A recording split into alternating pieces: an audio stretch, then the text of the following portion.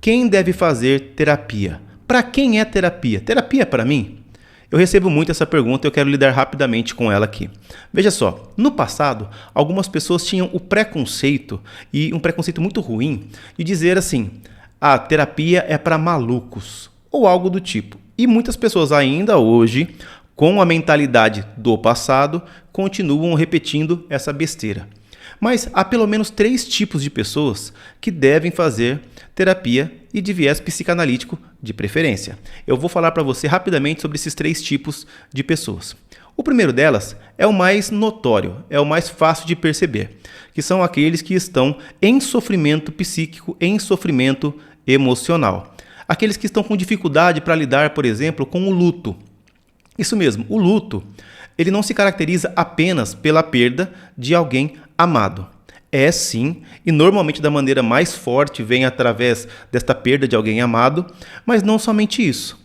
O luto ele envolve perda de modo geral. Por exemplo, alguém que está perdendo as características de criança, de adolescente e está entrando em outra fase da vida. É uma espécie de luto. Aqueles que perderam um grande amor, por exemplo, perderam um relacionamento, que por vezes era um relacionamento de anos, de décadas talvez, e agora não tem mais este relacionamento e precisa reaprender a viver. Aqueles que perderam também crenças, aqueles que estão mudando de fé, de crenças, perderam algumas características de fé que tinham no passado. Também crianças, adolescentes que estão mudando de fase escolar e perderam os amigos que estavam em outra fase, por exemplo. Também há luto quando nós perdemos amigos, e não só por questões de falecimento, mas mudanças. Quem mudou de cidade, quem mudou de país, de estado, e agora se encontra longe daqueles com quem convivia, com quem vivia, não é? E amava. Então, todas as perdas, sejam elas reais ou simbólicas, envolvem elaboração de luto. Mas não somente isso, aqueles que estão sofrendo com uma ansiedade exagerada.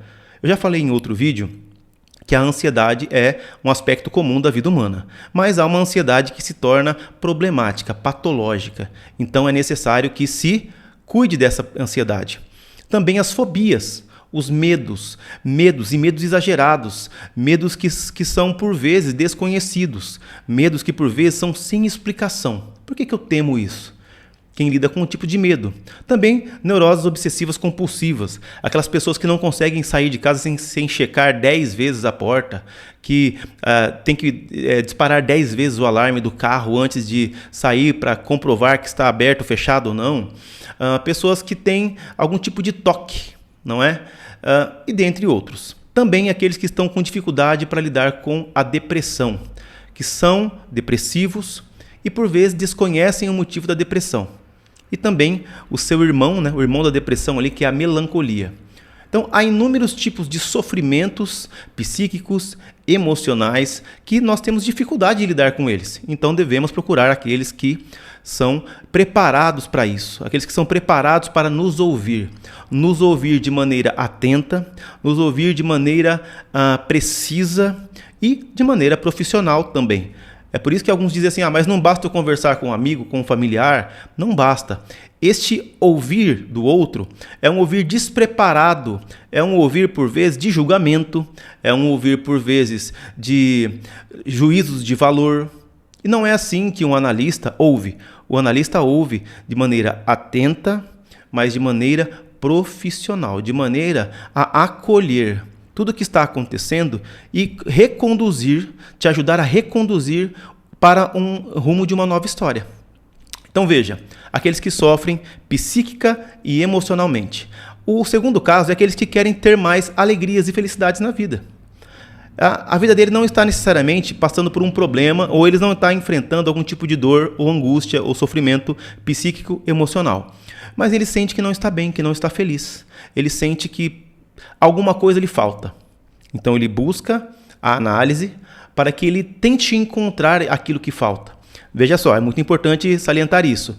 A análise em si, ela não vai resolver o problema do sofrimento ou aumentar a felicidade, mas ela serve para que, juntos, nós possamos traçar um caminho que nos faça, e principalmente analisando o paciente, compreender qual é a necessidade real dele, o que ele realmente deseja, o que ele quer. O que ele busca quando busca felicidade? Do que ele está correndo, fugindo, quando ele foge de um certo sofrimento, de um certo sintoma? Já foi dito que o sintoma, por exemplo, é uma espécie de mensageiro do desejo. Há um desejo obscuro no nosso inconsciente que ele quer se manifestar e, por vezes, ele se manifesta através das nossas demandas, dos nossos quereres.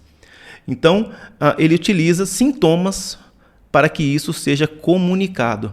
Então, por vezes, nós não sabemos o porquê de certos sintomas habitarem em nós, são mensageiros de algo mais da demanda do nosso real, que quer vir à tona e se comunicar conosco. Há também pessoas que estão sofrendo com traumas, aí se inclui, né, na categoria de pessoas que estão com algum sofrimento psíquico-emocional. Então, os traumas também fazem parte. Então, nós temos aqueles que estão passando por algum tipo de sofrimento psíquico-emocional, temos aqueles que não estão felizes e querem ser mais felizes de alguma maneira, e, por fim, aqueles que querem se conhecer mais e melhor, se entenderem, saberem por que agem como agem, por que vivem como vivem, por que eu sempre respondo assim em determinadas circunstâncias, por que eu nunca consigo dizer não, por que eu nunca consigo dizer sim, por que eu nunca consigo ficar bem ou feliz com a minha família, por que eu nunca consigo parar num emprego, por que eu não consigo de repente me estabilizar num relacionamento amoroso, por que essas coisas acontecem, por que eu fico tão nervoso quando chega o final de semana, por que eu fico tão triste quando o final da semana acaba. Por que eu ajo como ajo? Porque eu sou assim. Então, pessoas que querem se conhecer mais e se conhecerem melhor. São pessoas que buscam a análise. E como eu falei, não é uma garantia de que a pessoa sairá mais feliz, mas sim, mais consciente, mais sabedora de si mesmo. Esta é uma das grandes metas da análise, fazer com que o sujeito se torne mais conhecido de si mesmo. Ele saia dali mais amigo com ele mesmo, entendendo as suas dinâmicas, entendendo por que como age, sofre como sofre, o que lhe falta para ser mais feliz. Então, eu te aconselho a buscar atendimento psicanalítico. E se você não conhece alguém, não tem algum que seja de sua confiança, eu faço atendimentos online, ainda tem alguns horários. O meu contato está aqui na descrição desse vídeo. E se assuntos como esse te agradam, se faz sentido para você, este canal é para você. Curta este vídeo, compartilhe e se inscreva no canal. Até uma próxima.